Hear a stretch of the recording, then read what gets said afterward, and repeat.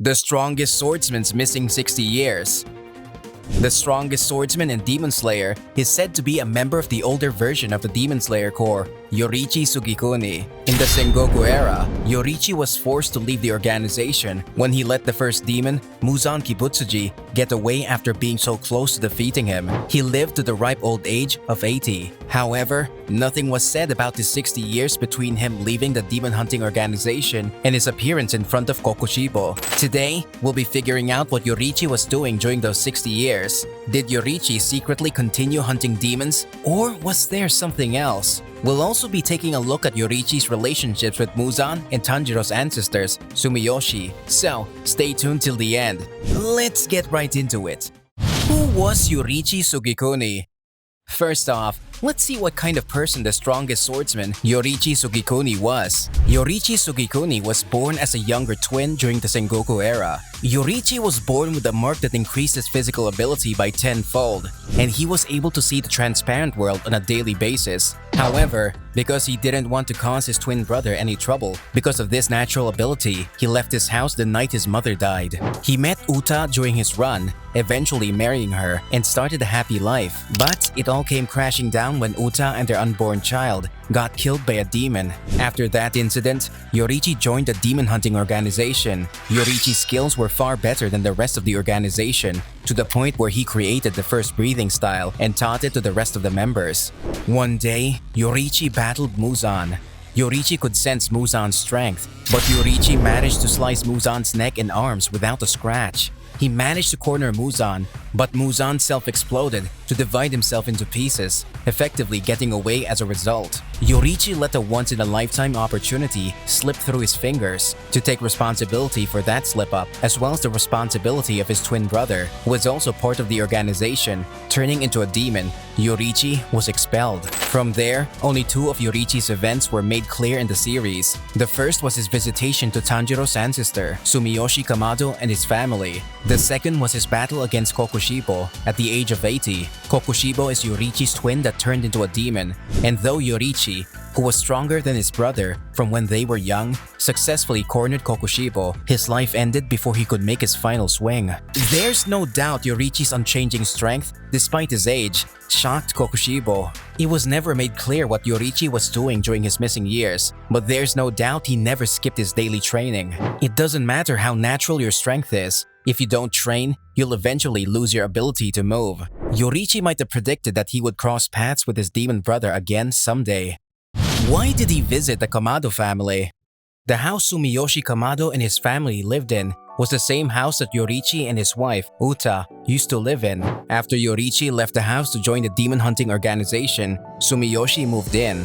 Their encounter was purely coincidental, but when Sumiyoshi's family was attacked by a demon, Yoriichi came to the rescue. Nothing shows where along the timeline this happened, but we can assume this was while Yoriichi was still part of the organization. It's probably because when Sumiyoshi told Yoriichi that he will tell his tale to the future generations, Yoriichi said it was unnecessary, leaving nothing to go off of. It's said that Yoriichi returned to the Kamado family 2 years later, but this was after he left the demon hunting organization. From how little Yoriichi changed, we can tell it hadn't been long since he left. During his second visit, Yoriichi talked about his childhood, how he became a demon hunter, and his battle against Muzan. Is it just me, or can you feel the change in Yoriichi's feelings between his first and second visit? During his first visit, he had a plain impression, but when he visited the second time, it seemed like he wanted to be listened to. He didn't have any children or sun-breathing successors, and on top of that, he was expelled from his organization for messing up and letting Muzan get away. It's no wonder Yoriichi was feeling down. Just as he was about to leave, Yoriichi gave Sumiyoshi his earrings. Those earrings were a precious gift from his mother, who thought he was deaf. To give those precious earrings away, it was as if he was giving away a keepsake, as if he was leaving for his final destination. It was already made clear that those with a mark had a time limit of 25 years. so Yoriichi might have thought that with the mark on his forehead, he was no exception. In reality, Yoriichi miraculously did live past 25, but he had to turn 25 first to find that out. On top of leaving the organization, his time limit was coming up. So for him to show up in front of Sumiyoshi with this timing, he must have remembered Sumiyoshi's warm welcome and subconsciously followed his feet to the Kamado family. Yep, one event in this blank space was his final farewell with Sumiyoshi and his family. Did he continue hunting demons? So, once Yoriichi found out he was an exception to the 25-year time limit, did he continue demon hunting despite being alone? Because Yoriichi wasn't particularly concerned with being in a demon hunting organization, it's not hard to imagine him continuing on his own. There's no doubt he killed demons when he encountered them. Yoriichi thought that as long as there are demons in the world, more innocent lives would be unjustly lost. Of course, whenever he himself got attacked, but also when others get attacked by demons, Yoriichi won't just stand by. However, I don't think Yoriichi would go out of his way to hunt down demons, but only deal with them when he encounters them by chance. The reason is because when Kokushibo reunited with Yoriichi that fateful night, he was shocked that Yoriichi lived past 25 all the way to 80. If Yoriichi had been actively hunting down demons, even if demons don't work in groups, there would be no way Kokushibo wouldn't have heard of it. However, even though his status would allow him to gather information through other demons, Kokushibo was shocked at being able to reunite with Yoriichi. If Yoriichi was only fighting the demons he came across coincidentally, there wouldn't need to be any reports to the higher-ranking demons over a few weak demons disappearing. Another reason Yoriichi didn't actively hunt demons was because of his relationship with the demon hunting organization. On top of feeling upset by the fact that he let Muzan get away, his twin brother became a demon. Some members of the organization wanted Yoriichi to kill himself as penance. The demon-turned twin had murdered the Oyakata and presented his head to Muzan.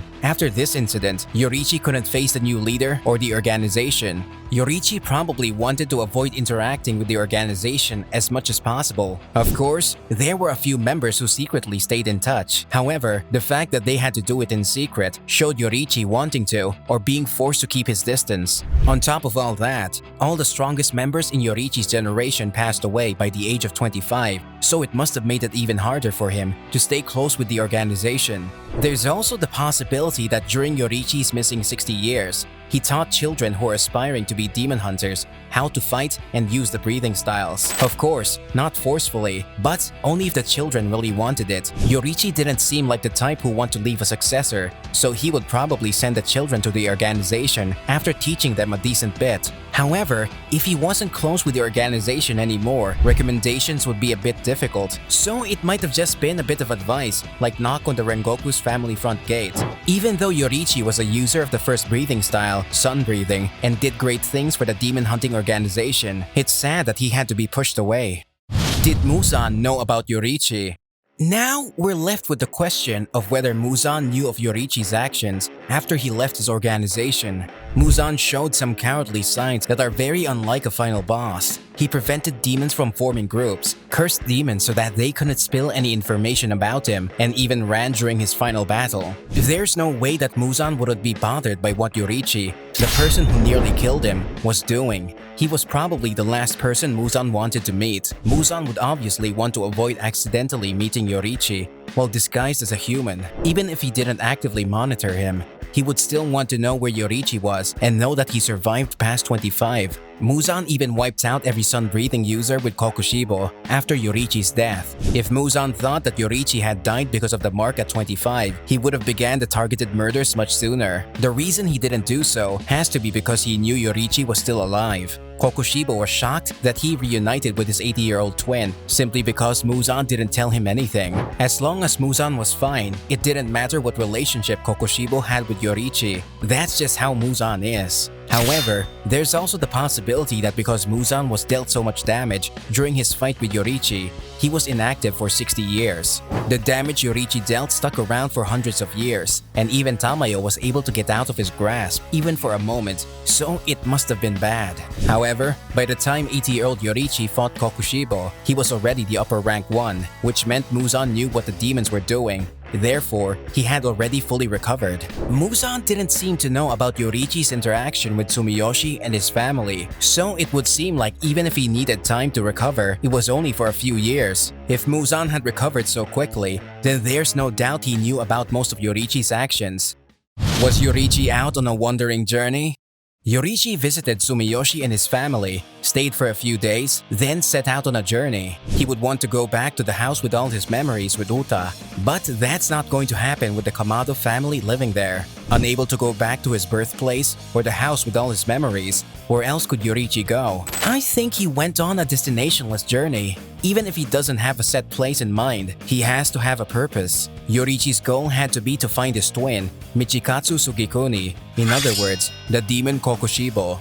There was no way Yoriichi would have guessed that the twin brother he loved would turn into a demon of all things and begin attacking people. To stop his demon brother's rampages, to defeat Kokushibo, Yoriichi set out on his journey. Even if he wasn't actively hunting demons, there's no doubt he was searching for Kokushibo's whereabouts. In Michikatsu's conversation, Yoriichi said that it didn't have to be them, but this was before Michikatsu became Kokushibo. When Yoriichi fought Muzan, he realized he was born to defeat that man, so he must have thought that he was the one who would defeat Muzan and Kokushibo. That said, even if he wanted to look for Muzan, he was told by Tamayo that Muzan would probably never show up until Yoriichi died, so he must have somewhat given up on Muzan. Even if Muzan was impossible, at least Kokushibo is what he probably thought. He was willing to use all his strength to defeat the demon with the ability to use moon breathing. When 80-year-old Yoriichi fought Kokushibo, though he felt bad for Kokushibo's changed appearance, Yoriichi didn't falter at all. This was because he spent such a long time looking for Kokushibo and prepared to cross swords when they finally met. Otherwise, there would be no way he would go straight into battle immediately after meeting. The one who was actively fighting wasn't Kokushibo, but Yoriichi. We can easily see that Yoriichi was ready to defeat Kokushibo. The ending was so unfortunate. If his life waited just one more minute to end, he would have successfully defeated Kokushibo. That's all for figuring out Yoriichi's missing 60 years. Honestly, at first, I thought he could have gone into hiding after visiting Tsumiyoshi and his family, losing Uta and his child, his brother turning into a demon, then being banished from the organization he worked so hard for. Even someone as strong as Yoriichi would be completely crushed. However, when you think about how he cried after seeing Tsumiyoshi's child, Sumire's smile, there was no way he would just go into hiding. Once he realized he could live past 25, he decided to take a new road in life. Of course, just because he survived past the initial time limit, it didn't mean he would have a long life. We only know Yoriichi survived to the ripe old age of 80 because we see the flashbacks. However, there was no way for Yoriichi to know when his time would be up, so he was probably relieved to be alive every time he woke up in the morning. If Yoriichi was on a journey to find Kokushibo like we predicted, then there wouldn't be a day for him to rest easily. Yoriichi had to shoulder a lot of different things, so I wish he at least had his wife Uta by his side. What do you think? What do you think Yoriichi was doing during his missing 60 years? Comment down below your thoughts.